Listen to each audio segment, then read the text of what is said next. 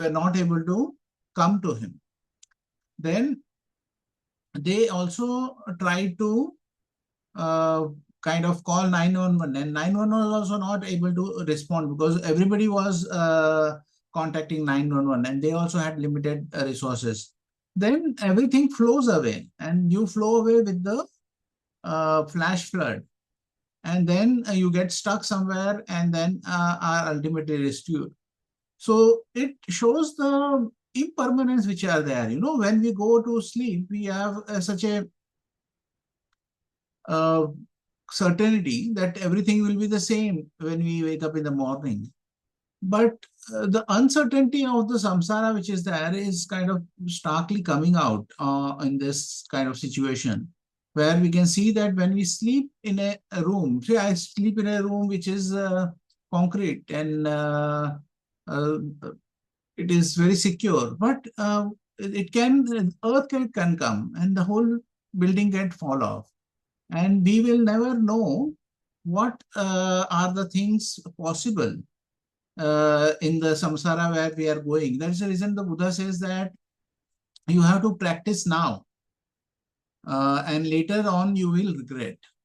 Because when the Mara decides to come, then there are nothing which is there you can do to stop him. So that is when death comes, there is no bargaining with it. So we have to take a lesson from this to see that when we are always have some kind of thing which is there, we'll do it later, I'll delay this thing. But when you have the time or when you have allocated the time, then do the practice and always remember that the whole world is such a impermanent entity. So sabbe dhamma anicchati means everything which is constructed can be deconstructed. So the putti was constructed, it could be deconstructed. The roads which were there leading to the putti got deconstructed. The bridge which was there was swept away. It was deconstructed. So everything which was constructed over there got deconstructed. So everything which is there in this samsara can go away. And we have to see the impermanence in all things which is there. So this kind of situations give us an insight into the impermanence, the surety which with which we have things can be just mental. It cannot be in reality. All the sureties which we have, all the mental constructs which we have can be otherwise when the reality strikes in. So I just wanted to share some words and I will leave it to May to kind of continue with the normal reading of the book. So I will leave you all for that and you may just continue with the reading of the book. Or if Shubham wants to read today, then maybe if he has time and he has good connection, because he has always problem with connections. So then maybe you can read today's thing if May has a problem with the camera. You have a good connection, Shubham? No one can end the session. You can do it today? We can end the session, Bhante. Okay, we have to end the session. Okay, we could end the session, but there was a planned reading of something, no? Bhante, usually we just read and I share the book on the screen anyway. Okay. My face is not important, Bhante, so it's okay. Okay, then you can continue with that.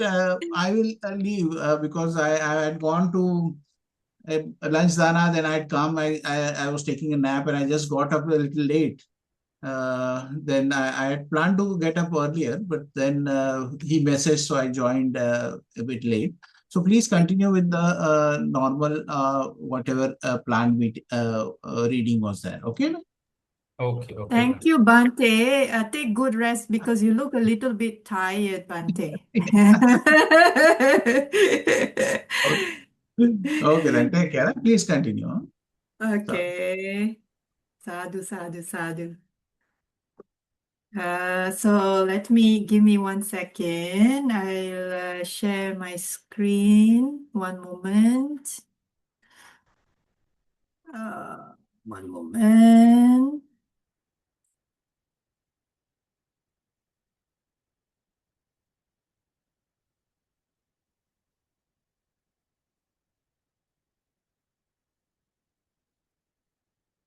One second, I can share.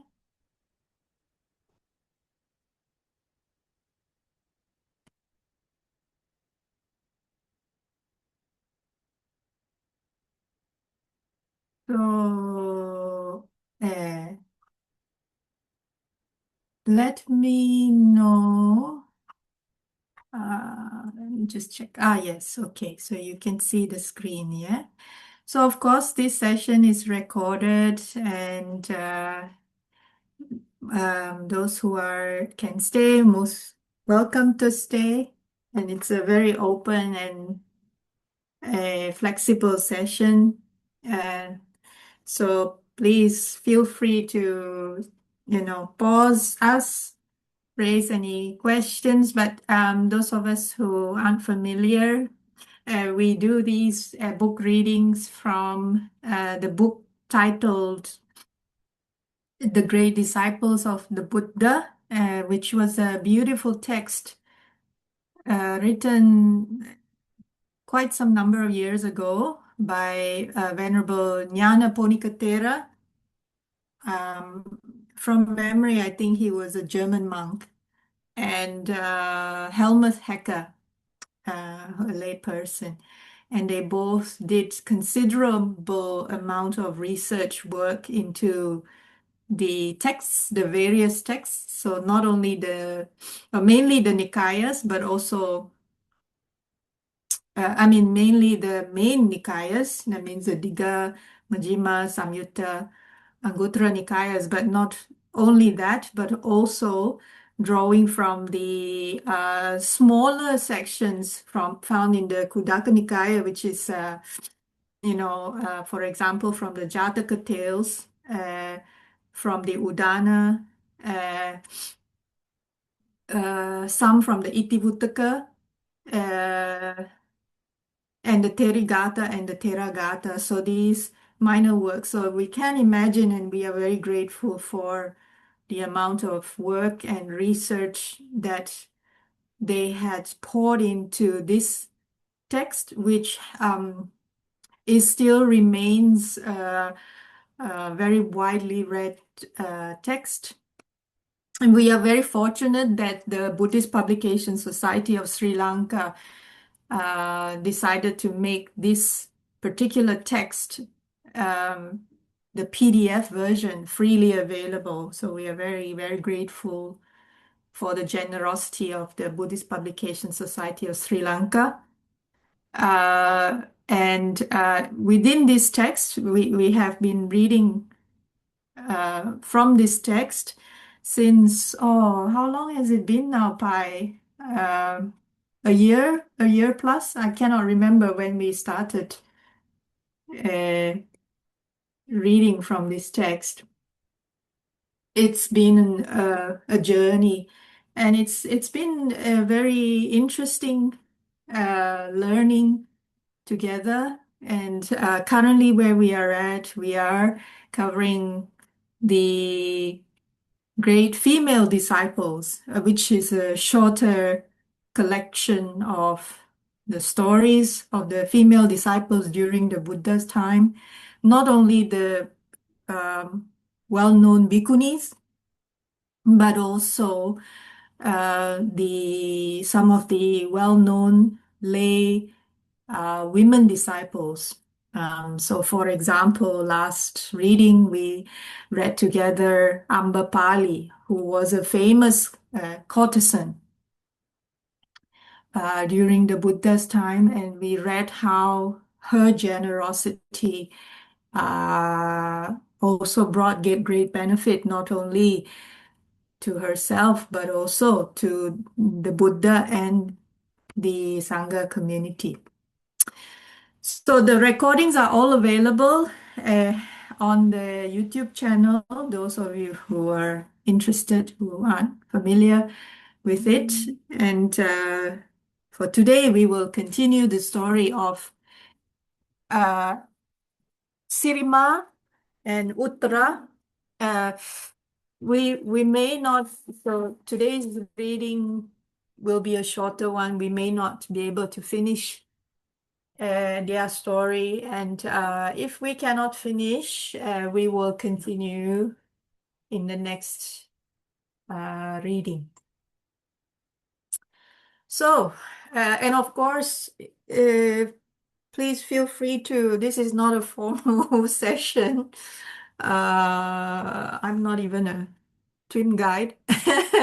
So please feel free to raise stop pauses anytime and ask any question or have any kind of sharing if any of this resonates with your heart. All right, so Sirimā and Uttarā. So the story of Sirimā. Sirimā, as recorded in the Pali commentaries, begins with a woman named Uttarā. So who was Uttarā?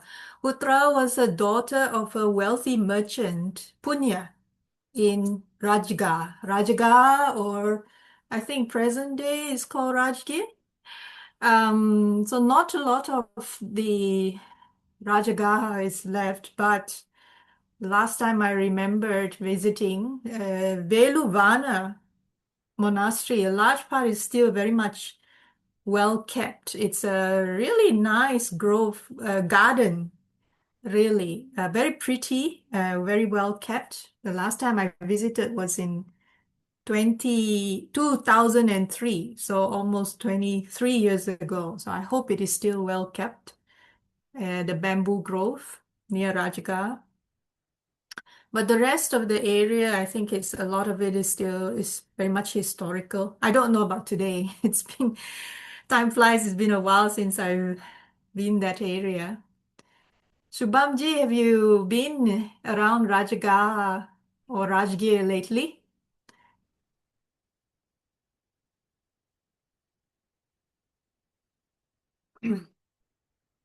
Or anyone?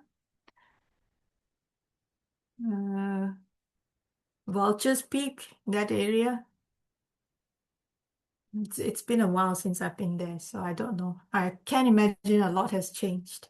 Anyway, so both Punya and Uttarā were followers of the Buddha. So father and daughter were followers of the Buddha. And then a rich merchant named Sumana, who in earlier times had been Punya's benefactor. That means he helped Punya. So he had been Punya's benefactor.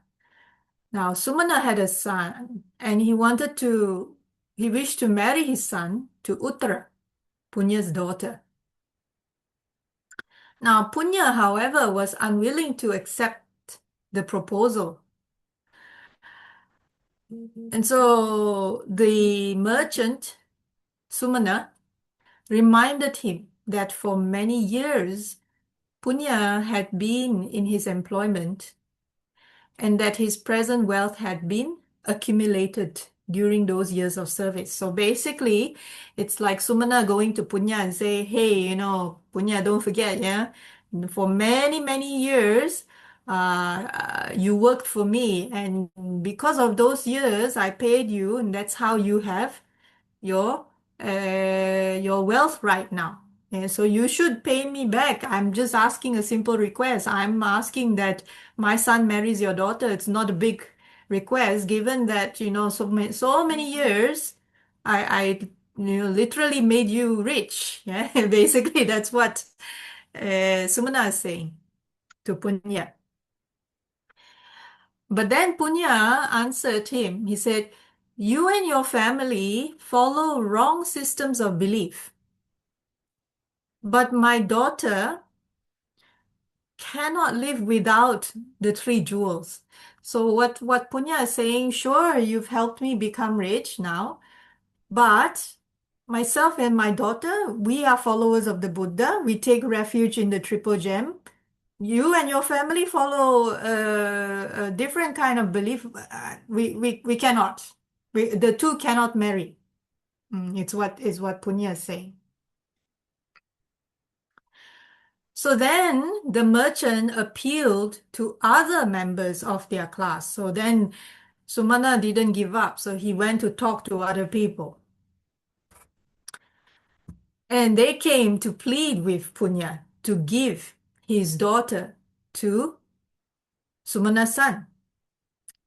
So in the end, moved by the entreaties of his respected fellow citizens, Punya had no choice. Punya had no choice but to yield his daughter. That means he had no choice. Okay, right, okay, my daughter will marry your son.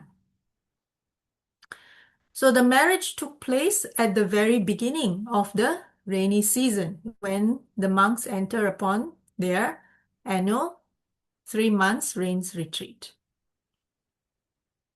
And after moving into her husband's house, Uttarā no longer had any opportunity to meet monks or nuns, let alone to give them alms and listen to the Dhamma. And for 2.5 months, she endured this. Yeah. But then she sent her parents this message. Why have you thrown me into such a prison? It would have been better to have sold me as a slave than to have married me into a family of unbelievers. In all the time I have been here, I have not been allowed to perform a single deed of merit. So it's almost like we imagine, we are here practicing, the Dhamma, we are listening to the Buddha's teachings, we are practicing our meditation daily, and then all of a sudden, we have to live with a family who completely doesn't allow us to do any of that. So imagine that kind of situation. And that was the case for Uttarā.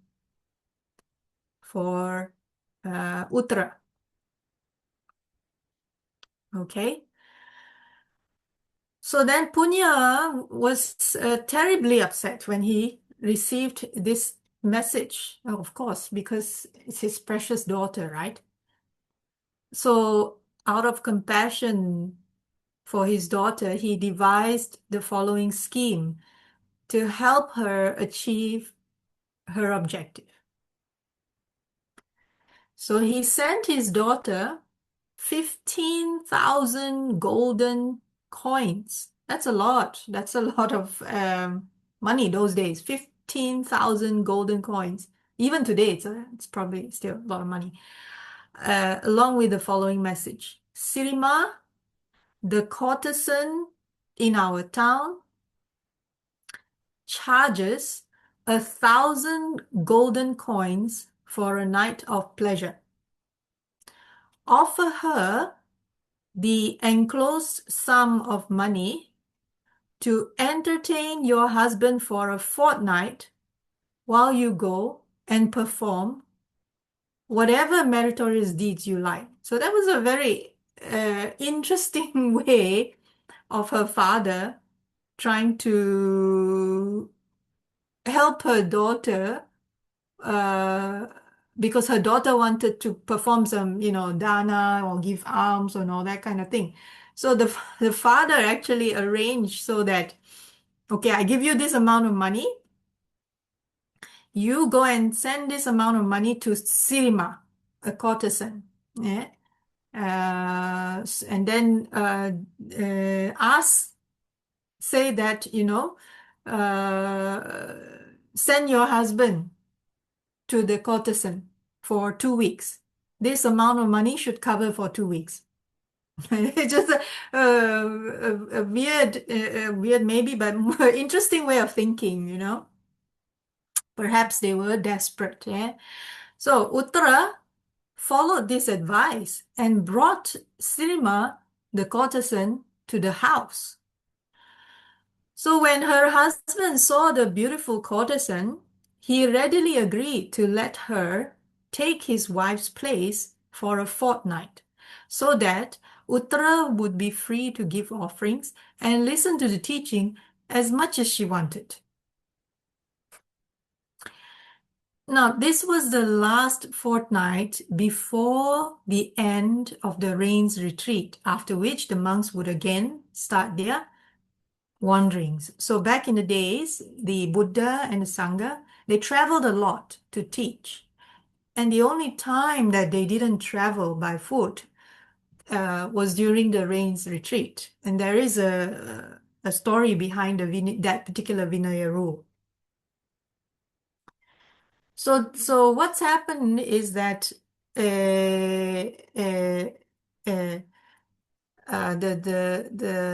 Buddha, it's like 2 weeks, this particular 2 weeks, after these 2 weeks, the Buddha and the Sangha, they will start to travel again. So for this 2-week period, Uttara begged the Buddha and his monks to come for alms every day at her home.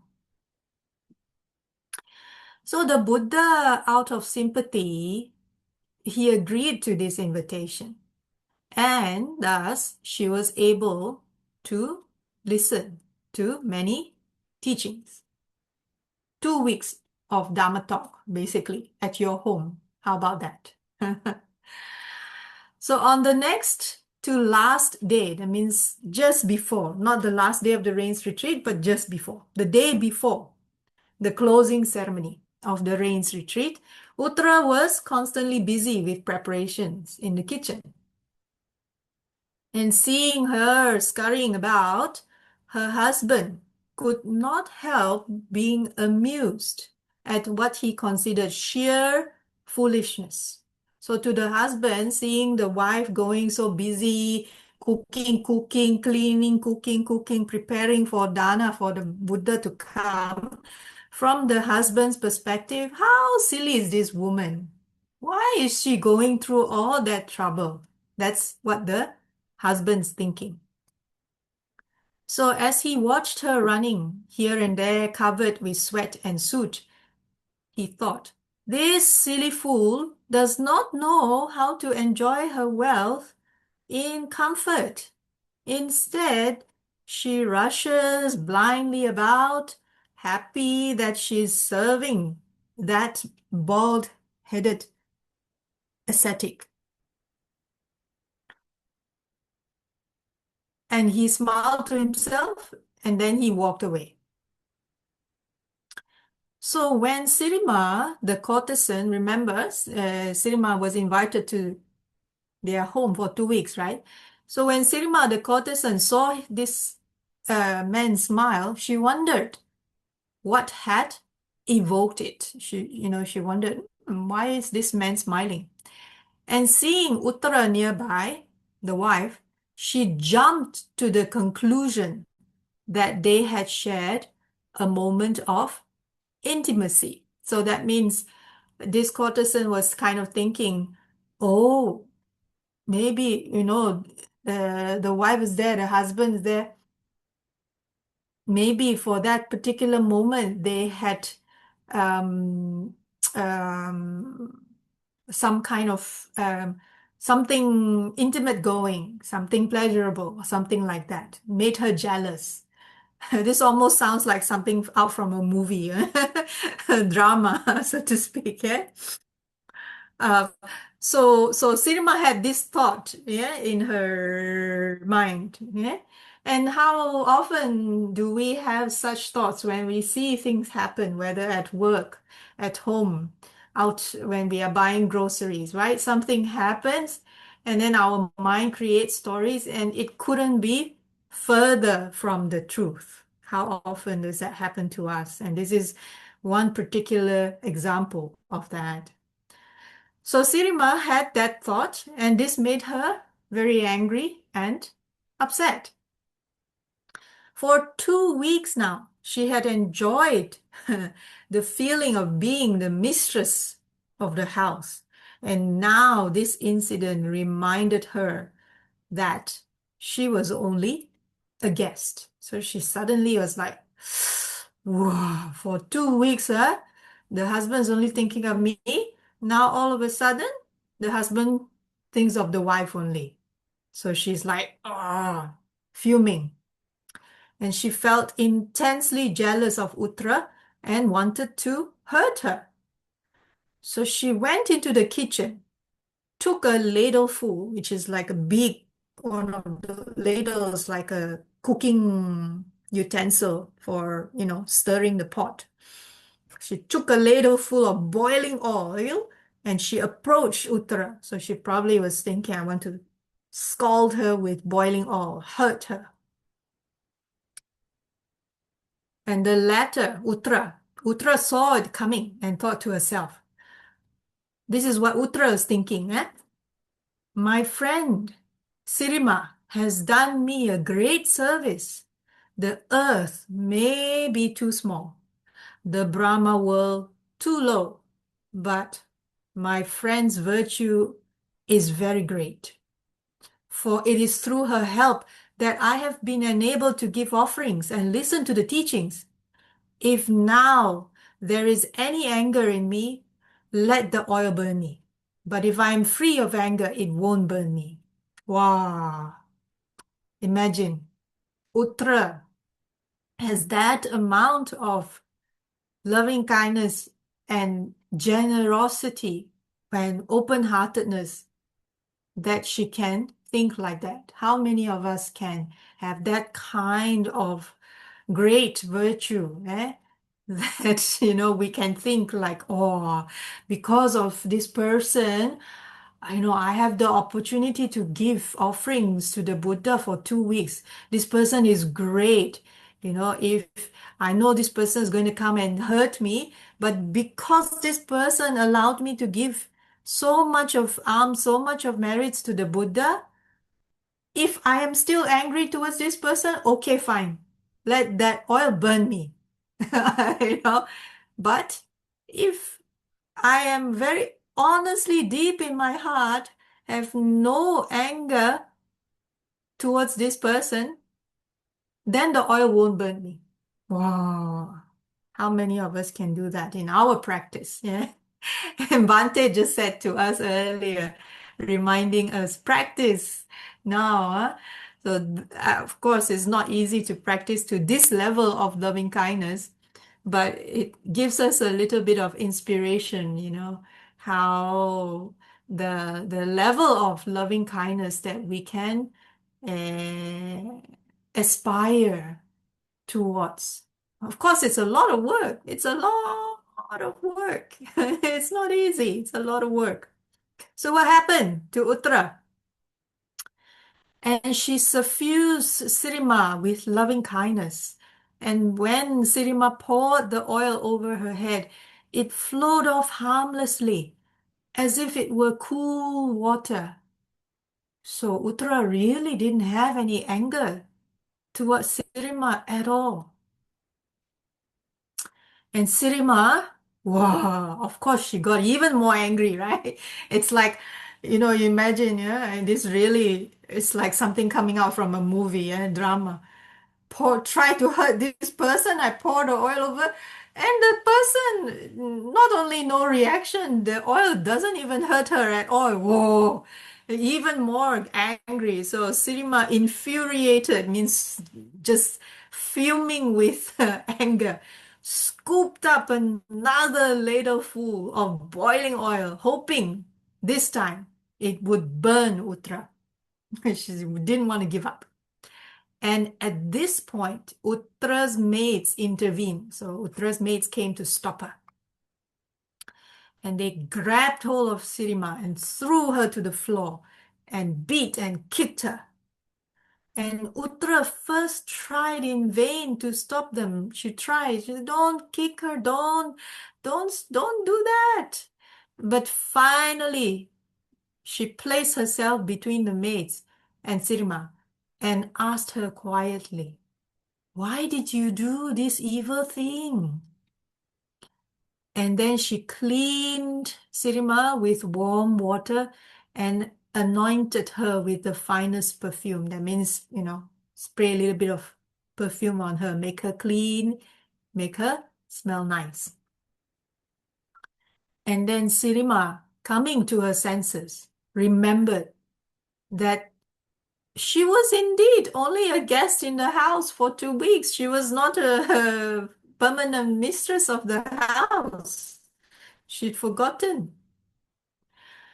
And then she thought, I have done an evil thing, pouring boiling oil over her, just because her husband smiled at her. And not only did Uttarā, the wife, she endured this without anger, but when her maids attacked me, she held them back and protected me. And then she said, "Let my head split into 7 pieces if I do not beg her forgiveness." Of course, this is not literal, yeah. Those days, it's kind of figurative speech as well, yeah.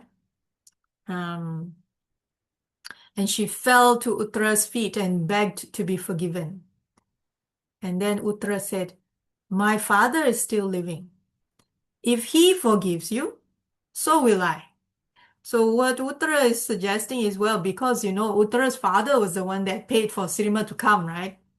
So Uttarā is saying, well, my father was responsible to bring you. So if my father forgives you, then I will forgive you. And then Sirimā said, "I shall go to your father, the rich guild master, and ask him to forgive me." So then Uttarā replied, "Punya is the father who brought me into the round of suffering.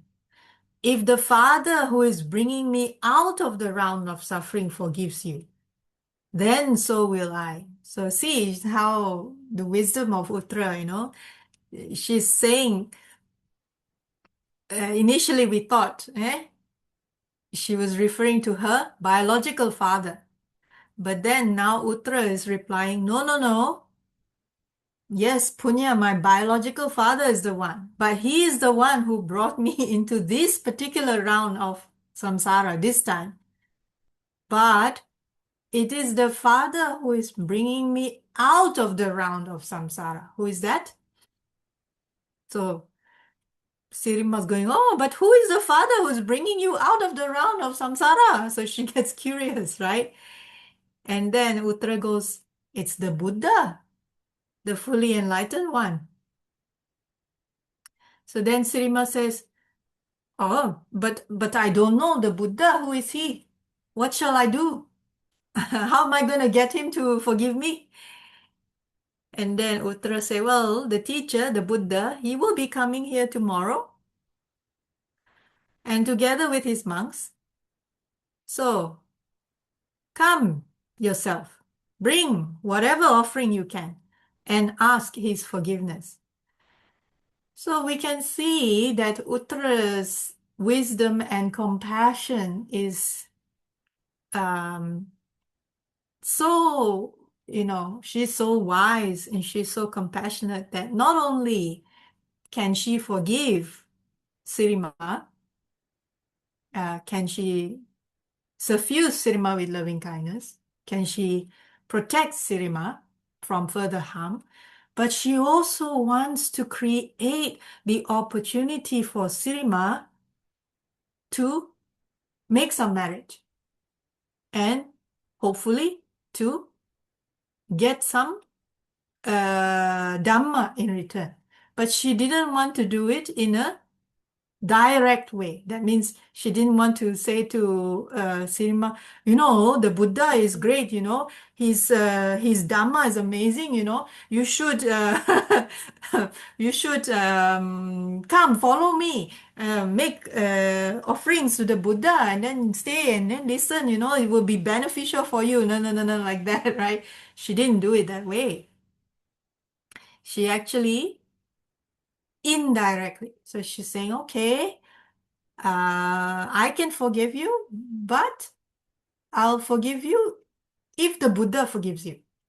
So it arouses a curiosity in Sirimā, because Sirimā is, of course, desperate to get forgiven, to be forgiven by Uttarā, right? So at this point, Sirimā will be like, whatever it takes, whatever it takes, you tell me what to do, I will do.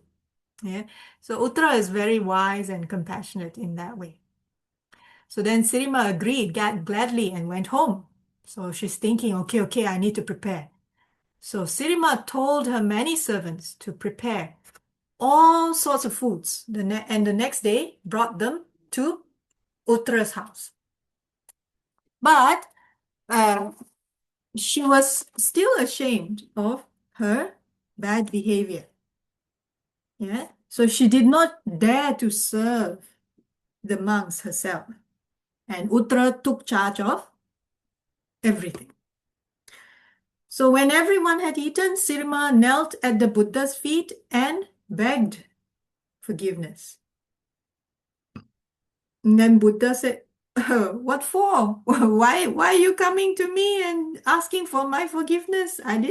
You didn't do anything to me. And then Sirimā told him about the whole incident. And the Buddha then asked Uttarā to confirm what had happened and inquired what her thoughts had been when she saw Sirimā coming towards her with the boiling oil.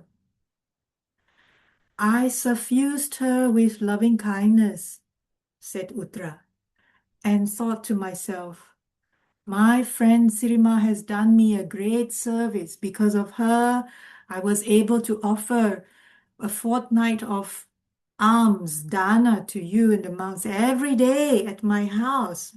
What amazing opportunity. And because of Sirimā, I was able to do this. Excellent, Uttarā, excellent, said the Blessed One. That is the right way to overcome anger. And he added the following verse, which is from the Dhammapada: overcome anger by non-anger. Conquer evil by goodness. Conquer the niggardly with a gift, and the liar with truth. So simple verse, but very powerful. Also, not easy to do. Takes a lot of work. Yeah, but we can draw inspiration from the story of Sirimā and Uttarā. I'm just going to quickly check. It's a fair bit of reading, so let's maybe pause here in the interest of time as well. Yeah, and we can continue the next reading from page 299 the next time. Is that okay? Yeah, with everyone? Yeah.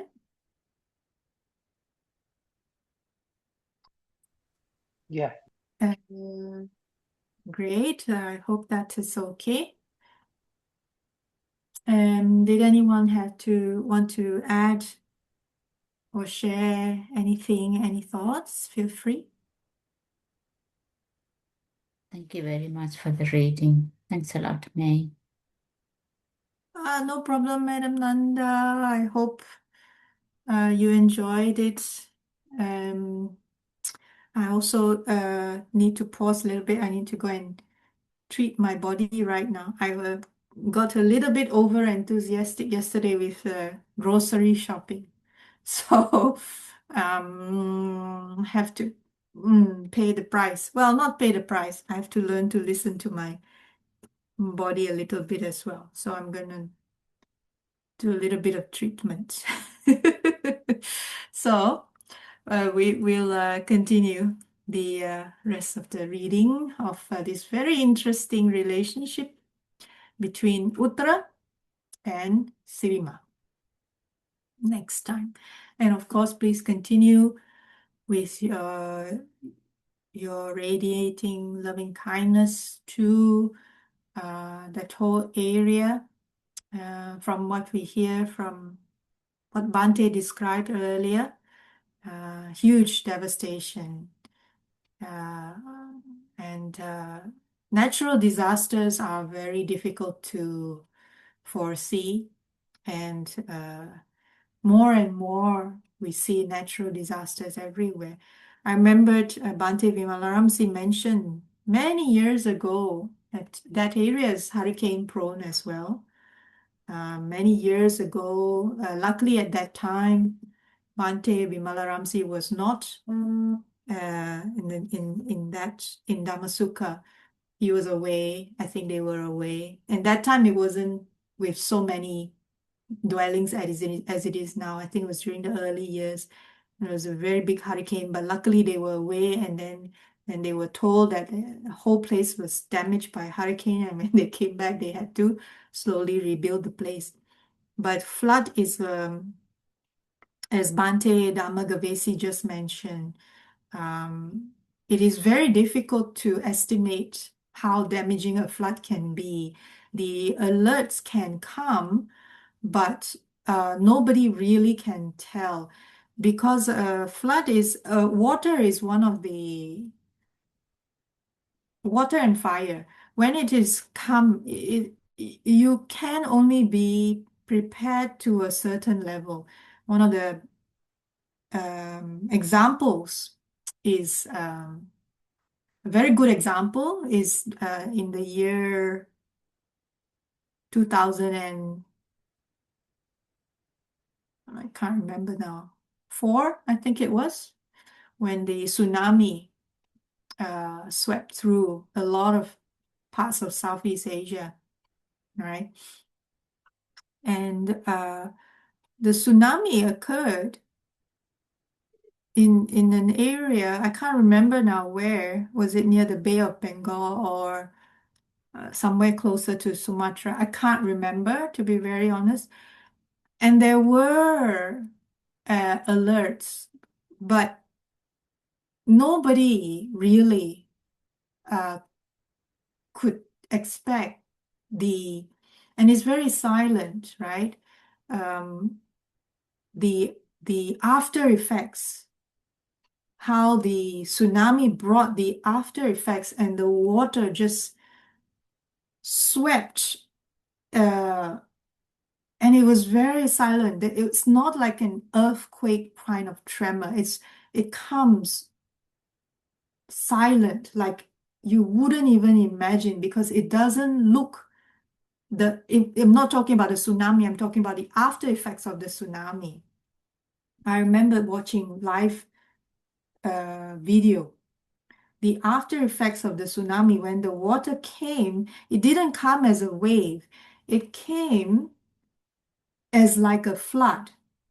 But because it was far away coming, and the speed of the water coming through was not clearly visible unless you were at the unless you're on a high-rise building, for example. If you're on a high-rise building and you can see further, then you can see how the water is carrying afloat different things and how fast the water is traveling.